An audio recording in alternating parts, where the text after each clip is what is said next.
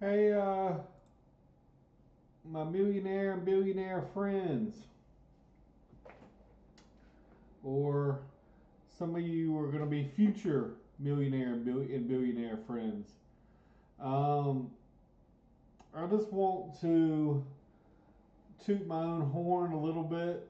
Um, this was one of my picks several years ago, probably around the same time I had gone all in, 50-50 on Dak and B bar.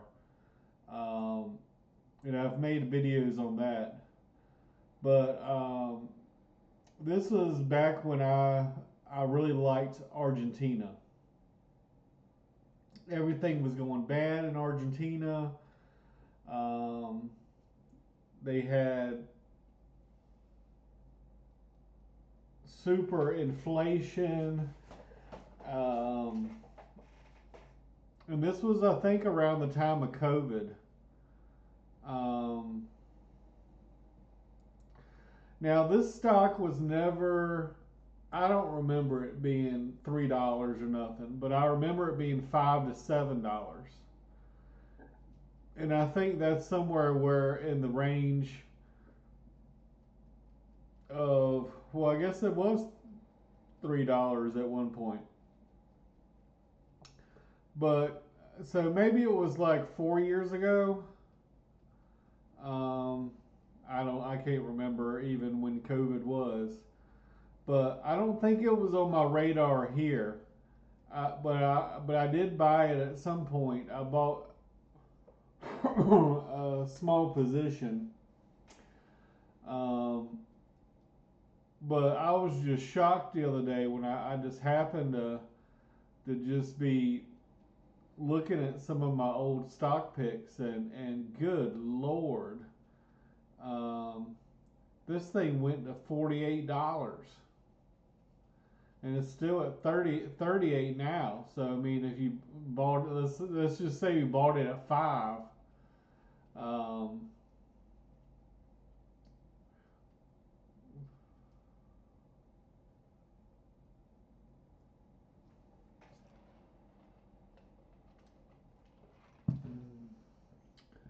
so I mean, it's not wasn't too far away from a 10 bagger. Now I definitely wouldn't be buying it at 38, but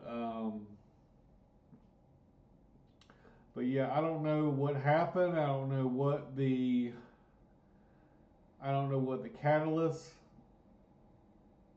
um, was. This was another one of my picks too. Back in the day.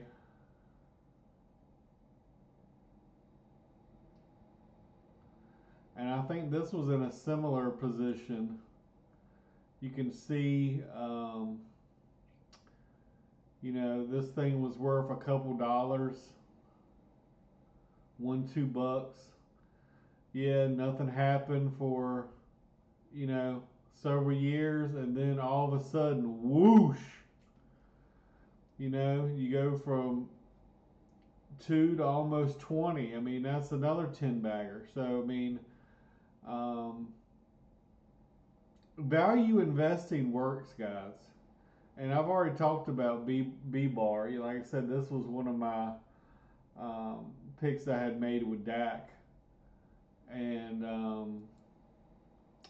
it was around $2 or something, and that thing went up to 20, 10 bagger,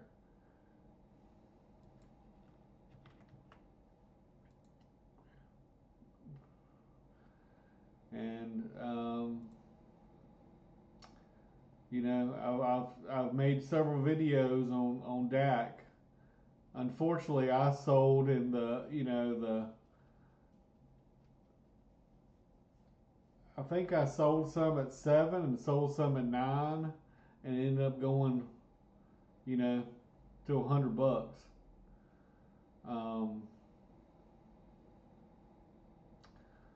but yeah, those were my picks you know, those were my picks back then.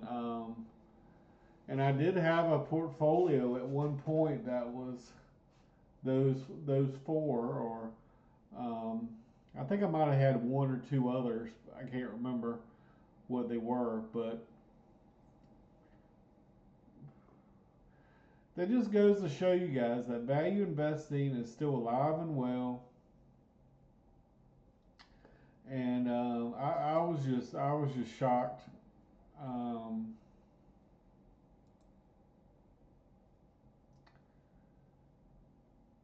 you know, and that's one reason why I feel like I could do this for a living is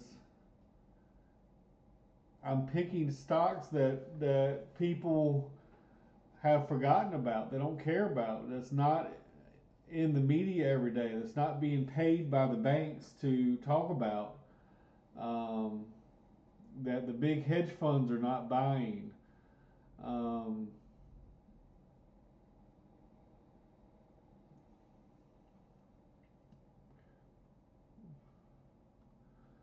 but here's just more example of finding 10xers. You know, you find something with um, that's undervalued, and yeah, the first year may nothing happen, the second year nothing might happen, you know, but eventually people will realize, hey, I think this thing is kind of undervalued, maybe I should buy it.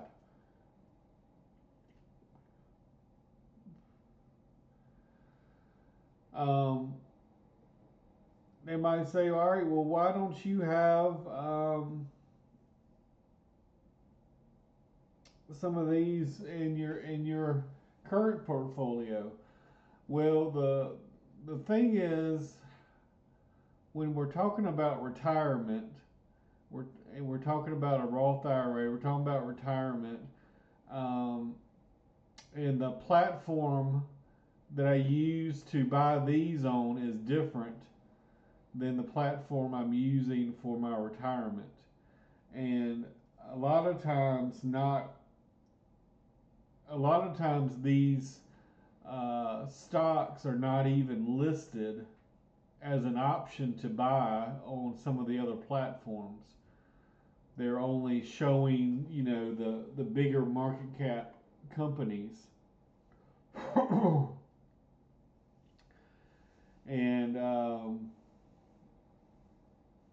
in this current environment that we're in right now, you know, not all of these small cap companies are going to survive if there is a big slowdown. Whereas some of the larger companies have more tools in their toolbox to survive, you know, a 5 or 10 year recession or whatever ends up happening.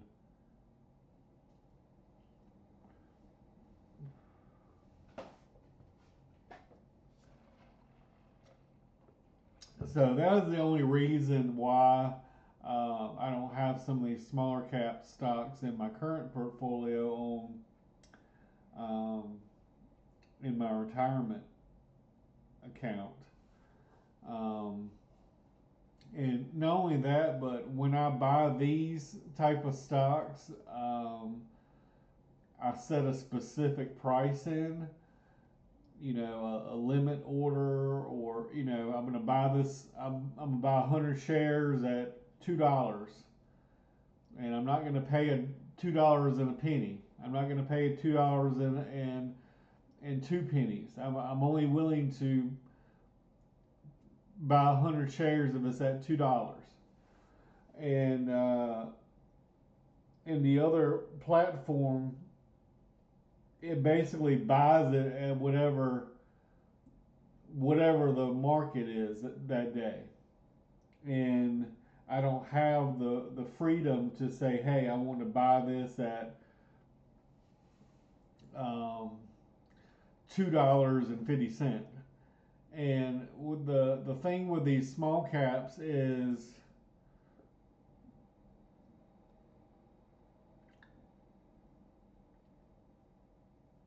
Well, I guess I shouldn't say small cap. This is a $2 billion company now. It definitely wasn't down here, but you got to remember this thing just went up 20x or 10x. I mean,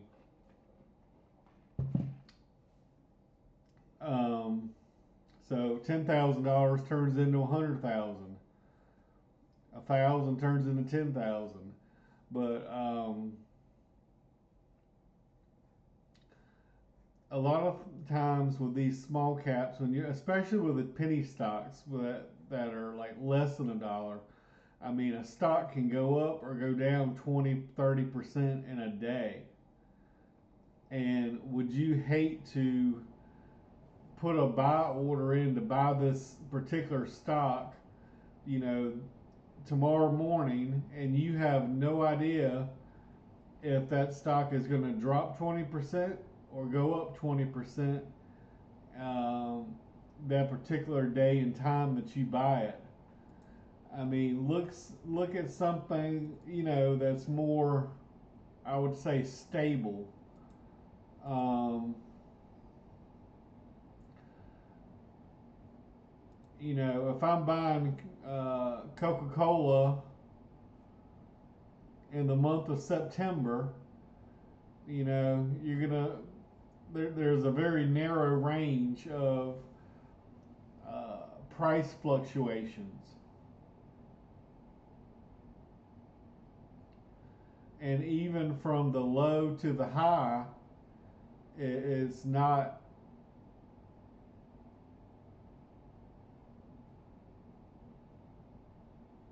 you know, 20% or whatever. Um, you're pretty much paying what you think you're going to pay plus or minus $1 or plus or minus, you know, a couple cents or whatever. Because these big companies, I mean, Coca-Cola's $300 billion. Um, Close to $300 billion company. I mean, there's, I don't know how many shares offhand they have, but it's, you know, it's a lot of shares. And to move the price up or down takes, you know, probably billions of dollars to move the price up and down.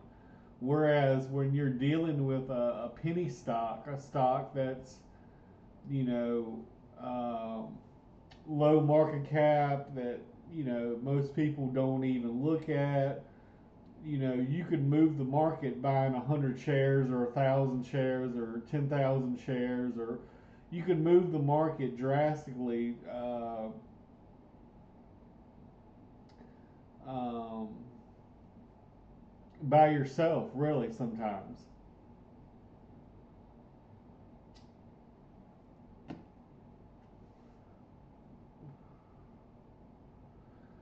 But you know, I'm not always going to be right. And I know I have not hit a home run or anything close to a home run in the last couple of years. Um, and I've mainly kind of been playing defense. I'm willing to get some dividends. I'm willing to, you know, hopefully get a 10% return, or definitely something above 5, um, and at least feel like I'm doing something rather than um, putting your head in the sand and doing absolutely nothing.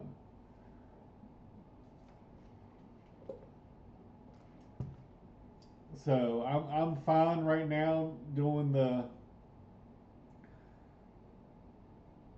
you know, the stocks that are at probably fair value, maybe a little bit below, and that are paying very good dividends, and playing a little defensive.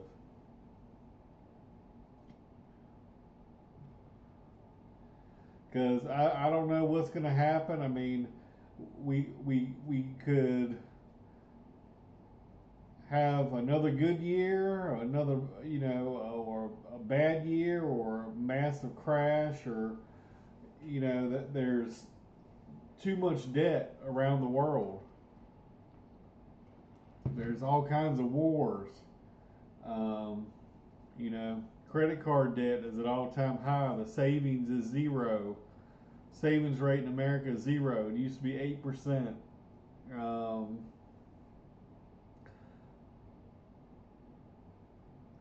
car car loans, huge debt there. Credit card debt, huge there. Rent's going up. Food prices going up. There's a lot of bad things going on right now, and hopefully we can turn it around at some point. I had talked before about the birth rate around the world is negative.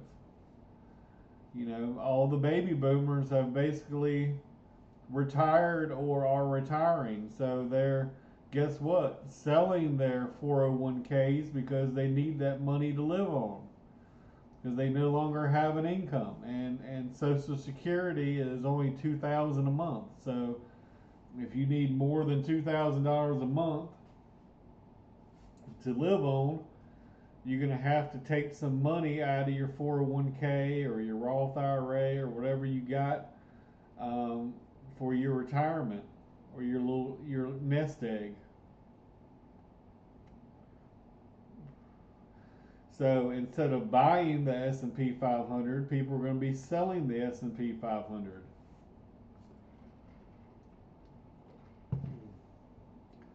And we already know,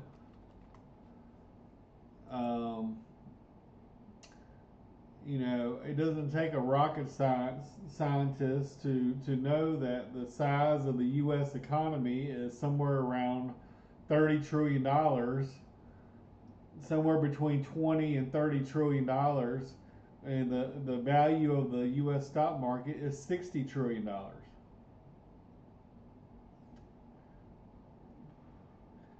So so the U.S. stock market is still double, at least double. It's probably even worse than that.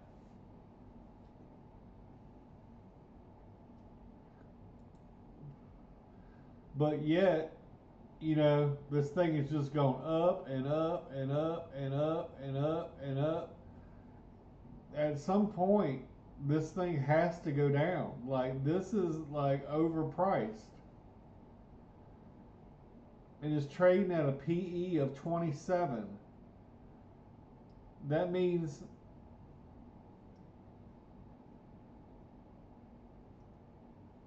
it would take you 27 years, more than 27 years, just to get your initial investment back before you start making money. In theory. But yet it's just gone up and up and up, because all the government has done is printed money. And what is paper money? And paper money is a debt, a promise to pay. I mean, it's not real. It's not.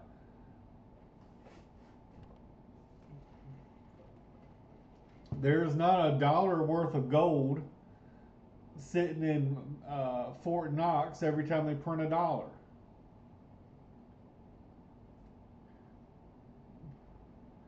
But yet, the reason this keeps going up and up is because they gave all this money to these big banks, and the banks use that money and put it into the stock market, put it into, um, I mean, back when COVID hit, the U.S. only takes in about $2 trillion, I think, and let's say they normally take about 20% of the economy. So let's say the GDP was 20 trillion, they're going to take two. If it's 30, they're going to take 3. But back when COVID hit, they only took in $2 trillion in taxes, but yet they spent $6 trillion. So they printed all this money, and all that money wound up in the stock market. But it's not real. It's a house of cards that's going to start crumbling down. And another thing is the S&P 500 is cap weighted. So probably 30% or not more of the market is in those top 7 companies. The Apples, the Amazons, the Teslas.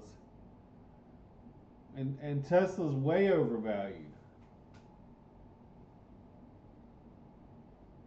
And look here.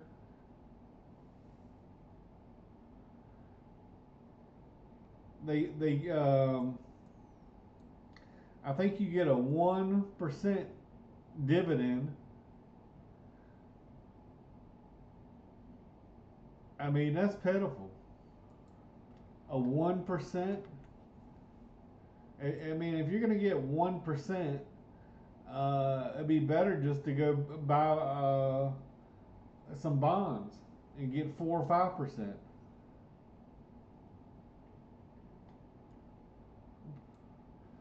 I mean, look at Tesla. I mean, a PE of 200. This is price to earnings now. They're earning like $2, but yet they want you to pay almost $400 for one share. So you're putting up $400 today to earn $2 1 year from now.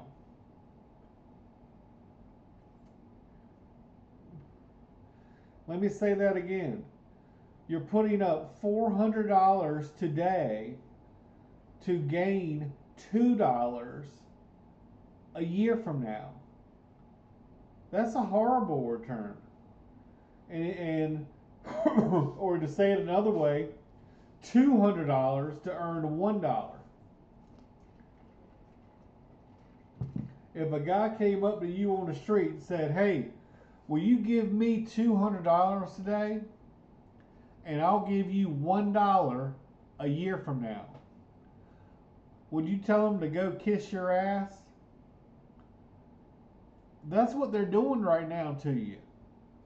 They're asking you for a $200 bill, and 1 year from now they'll give you $1.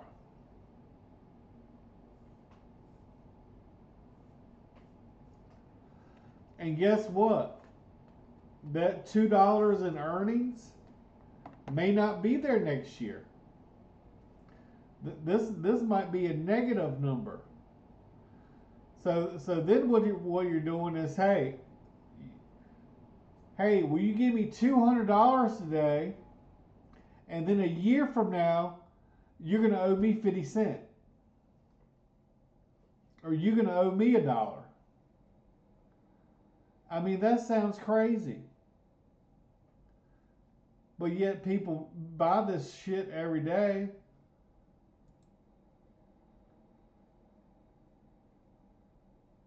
I mean, this is crazy. I mean, this company market cap of $1 trillion, a trillion, almost $1.25 trillion, is bigger than all the automakers in the world combined.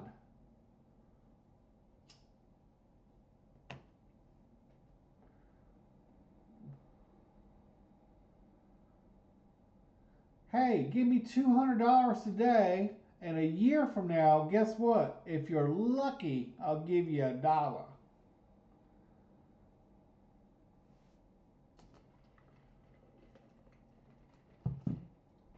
You be you're stupid. You are very stupid if somebody tells you, a guy on the street, give me $200 a day, and a year from now I'll give you $1 if you're lucky. That's what you're doing when you're buying this.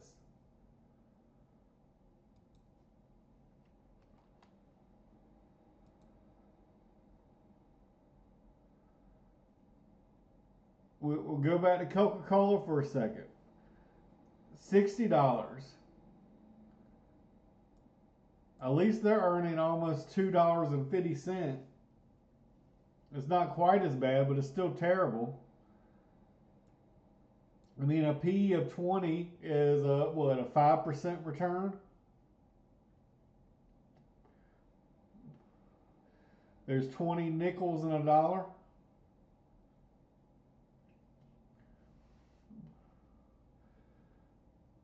And guess what?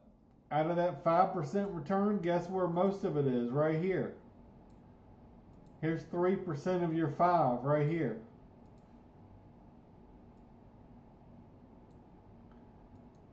And they're probably paying out,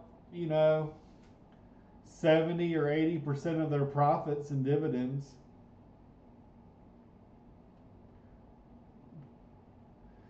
So if a company is paying 70 or 80% of profits in their dividends, how likely are they going to continue to increase their dividends for another 20 or 30 years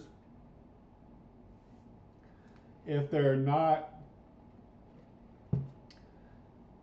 A, finding new markets, B, reinvesting money into their business to improve their efficiency,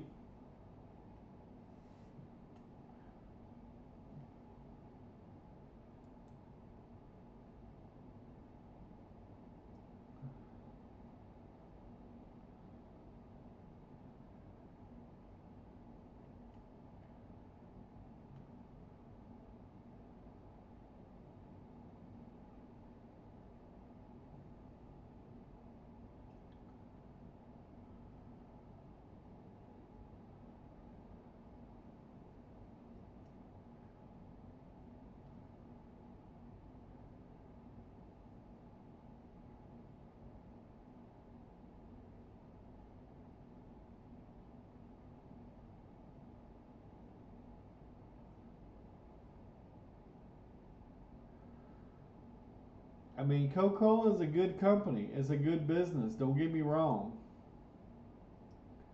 And most Americans either buy Coke or buy Pepsi almost every single day.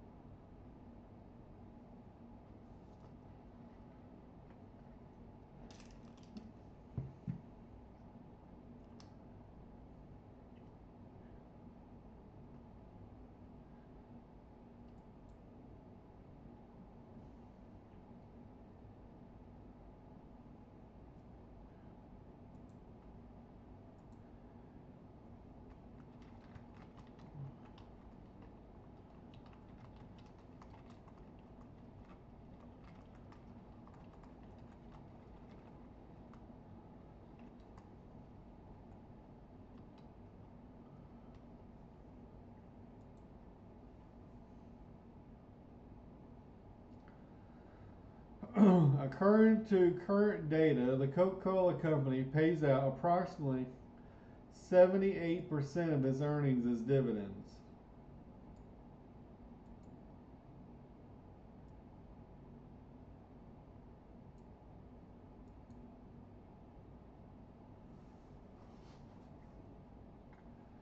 So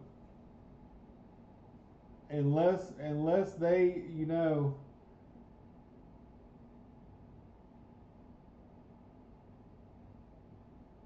expand their markets to other continents, to other countries, at some point you're not going to keep getting um, raises and dividends for,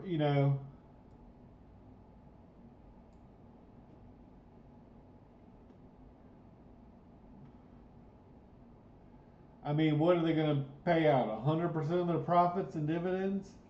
No.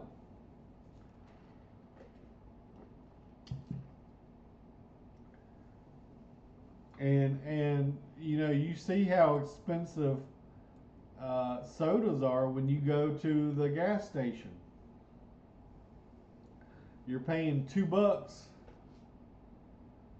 for one drink, and if you go out to eat, you might be paying $3.50 for a drink.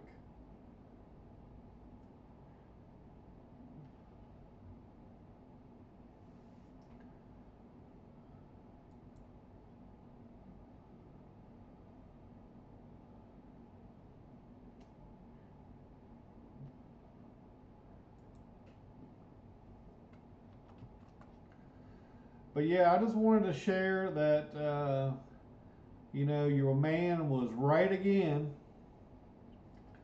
Um, I haven't been right in a while, so I kind of got to toot my own horn a little bit, and I haven't been trying to be right.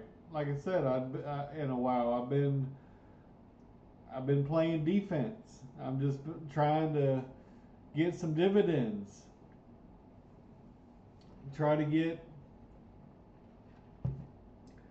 and I still believe the oil and gas industry is probably where a good place to be right now.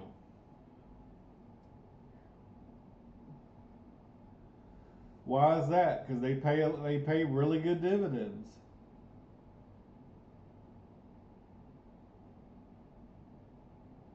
They make a lot of money. But anyway, I just wanted to share that. Thank you for listening.